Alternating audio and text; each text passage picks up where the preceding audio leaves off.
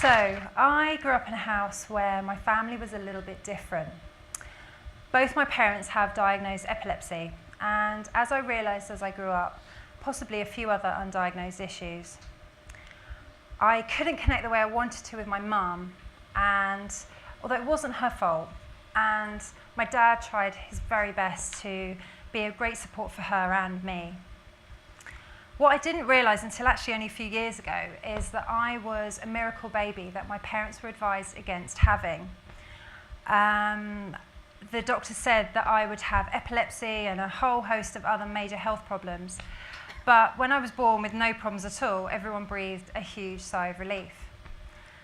And I was 8 when my little sister Jenny was born, and it was a magical feeling. I remember racing home from school to play with her and make her laugh. She was so sweet and gentle.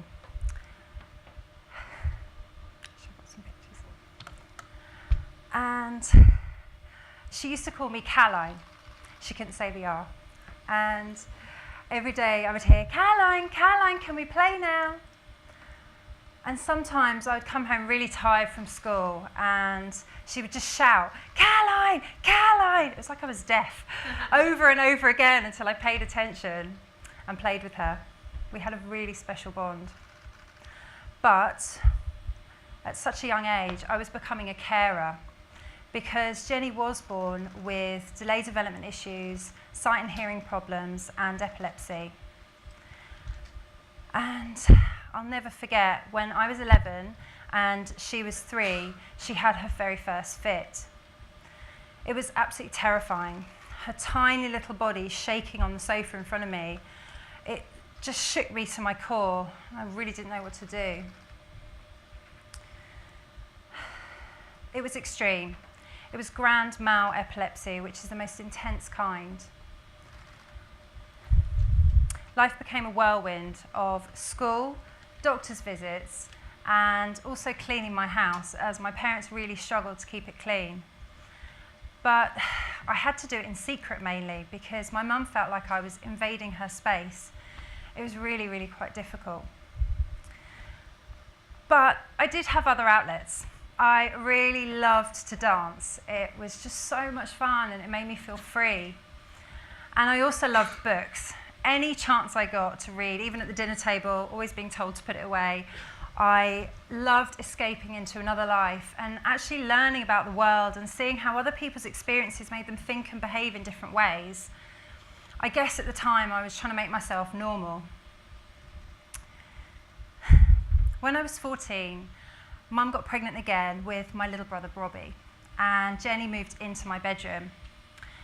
Robbie was also born with epilepsy like Jenny, but also Asperger's on the autistic spectrum, which is actually really closely linked to epilepsy.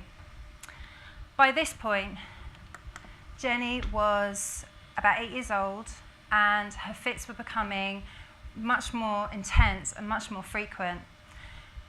She lost motor skills. She needed a nappy again. And she was really very ill for 50% of every week. It was really tough, a really tough time.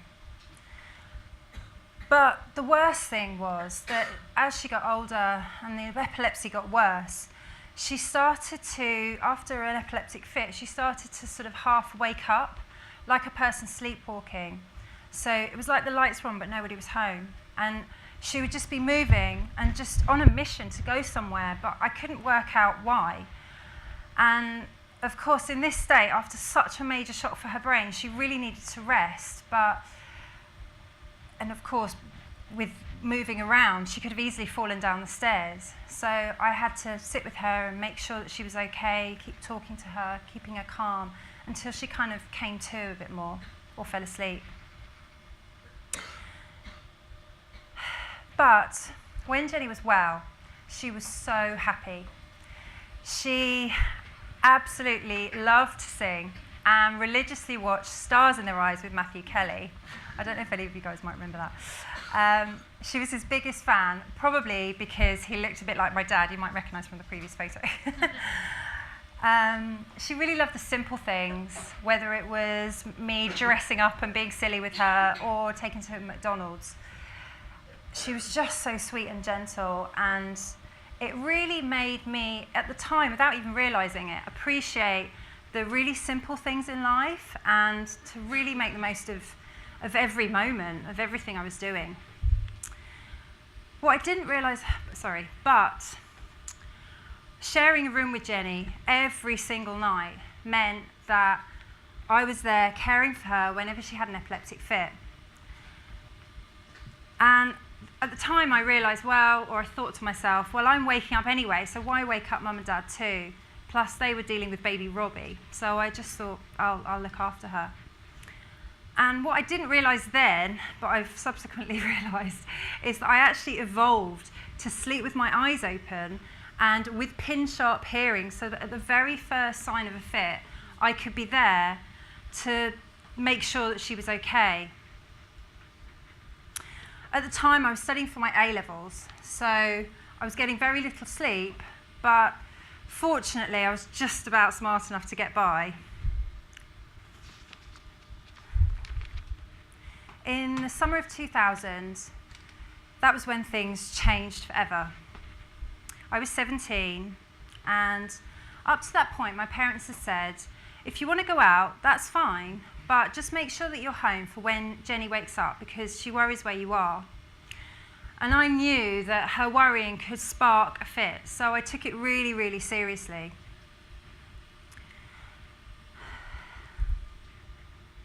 That night, I decided that I was going to go out as a friend was having a party. I was working at a pub, and my parents and I thought, well, this would be as good a time as any for me to actually stay overnight, as Jenny would just have to get used to me not being around. So I went out to work and came home about 11 p.m. to grab my overnight gear. That night, like normal, Jenny had had several fits and was lying on the floor between our beds where she couldn't fall any further and was safest. Every other time in this situation, I would have bent down and give Jenny a kiss and whispered, I love you.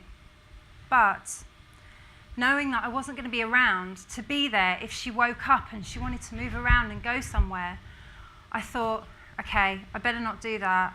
And so I stepped over her to let her sleep and left.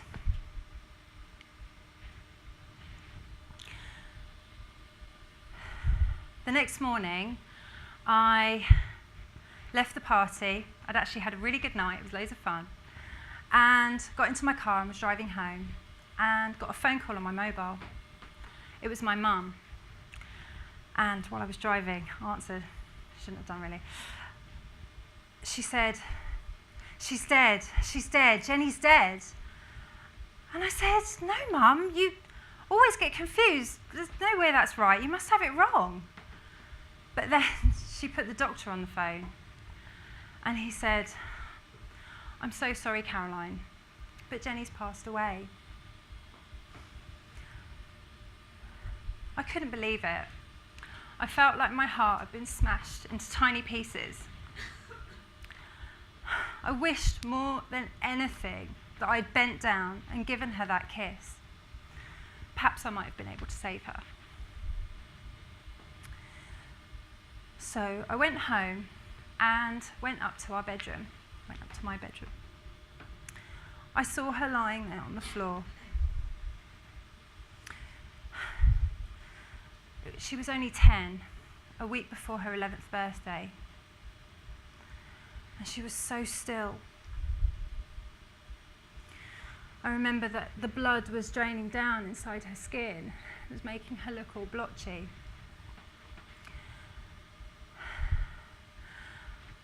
I couldn't believe how badly I'd let my family down.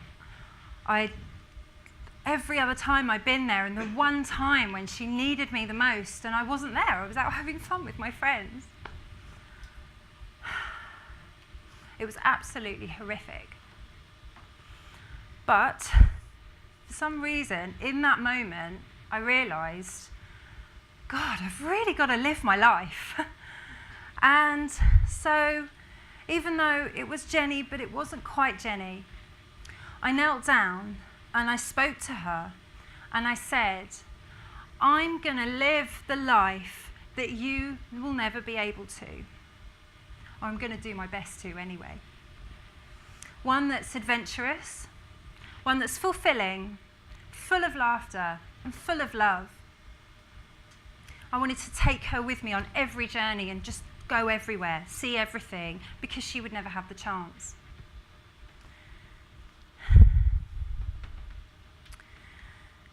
So only a few short weeks later, I went off to university, and it was really, really hard. I decided that I wouldn't tell anyone because I didn't want to be labelled as the girl whose sister just died. So I kept it to myself, and it was really hard. But fortunately, I met a few amazing close friends who I did tell about 3 months later during an emotional girly night watching Titanic. I'm sure we've all been there. And the minute I'd shared my secret, I felt like my friends were just so supportive, and it made every day a little bit easier. And so yeah, while uni was really tough, I continued to just throw myself into every situation, even moving to Italy for my 3rd year, which was terrifying, but I just about did okay. And then my story took a really positive turn. I met a kind, guitar-playing surfer dude from South Africa, who was my own version of Jack Johnson. He's right over there. We shared passions, beliefs, and values. And then, after only knowing each other for a few months, he actually had to fly back to South Africa. So with my newfound sod it, I'm just going to go after everything in life now, I booked a flight literally the next day after he'd left, and I told him, obviously, that I was going to come. And just rock up there. But thank God I did, because 13 years on, and it's been an amazing time so far. So, thank you. Thank you. And at the same time, I fell in love with fashion PR. Not the parties or anything like that, but just the stories that people tell through their clothes. And I started to work with young designers, which was loads of fun. And then I moved to an unknown accessories brand, which now, after I was actually their first employee 12 years ago. And now, after 12 years of really hard graft, it's now a global success. So I'm really happy about that. And so yes, life has been really challenging, but it made me resilient and it made me determined. I wanted a life filled with great stories. So I've pretty much said yes to everything that's come my way, like this speech. Thanks, Nancy. I decided to do a skydive for charity, even though I'm absolutely terrified of heights. And I'm still alive, so it worked, it was okay. I then decided to go waterfall jumping in the Indian rainforest, even though every single thing there could kill you. They didn't tell you that until you got there, and then there was no other way, but you have to follow the route, and yeah, everything can kill you. So it's from the slippery rocks to the poisonous snakes that were everywhere. It was just horrific, and I won't be doing that again. But when I look back, I realise that I really have become the person I am because of Jenny. And the biggest gift that my parents gave me was self-belief. That's why I'm here today. So Jenny taught me to squeeze every last drop out of life before it's over. And so while I've worked hard, I've also gone on regular holidays, used yoga and meditation as much as possible. But then when I realised I was doing this talk and I started preparing, I actually thought about it and I realised that I've actually shared this story with very few people personally, obviously certainly not to a crowd like this. And I thought to myself, God, actually, people must misunderstand me because they don't know this part of me. It's such a huge part of my life. So what I'd like to do is leave you with 7 things that living or growing up with Jenny taught me. 7 bits of advice, if you like. So, number 1, be adventurous. Don't let fear hold you back, even if you scream the whole way through it, as I always do. So, number 2, be determined and resourceful. Don't give up. Whatever you want to do, go after it. And number 3, be strong. Believe in yourself like your life depends on it. And if you have any insecurities, explore them and just find ways to improve. Number 4, be kind. You don't know what's going on behind closed doors. And as often, people don't want to be vulnerable. But often they're the people that need the support more than anyone. And number 5, one of the most important ones, be silly. I know when I'm really happy, when I start to sing random stuff. So, for example, I might sing, cup of tea time, or chocolate corner got a sweet treat for me. Just a couple of my classics there. God, so embarrassing. I can't believe I've just done that on stage. It's terrifying. But it does neatly lead me into point number 6, which is be brave. Tell your story. Tell other people what's going on with you, even if they don't understand, because maybe at some point they will, or they'll find something useful from it. But either way, being vulnerable is a sign of strength, not weakness. And then lastly, number 7, be present. You never know when your last day will come, like Jenny didn't. So make sure that you make every last one count, whatever that means for you. Thank you so much.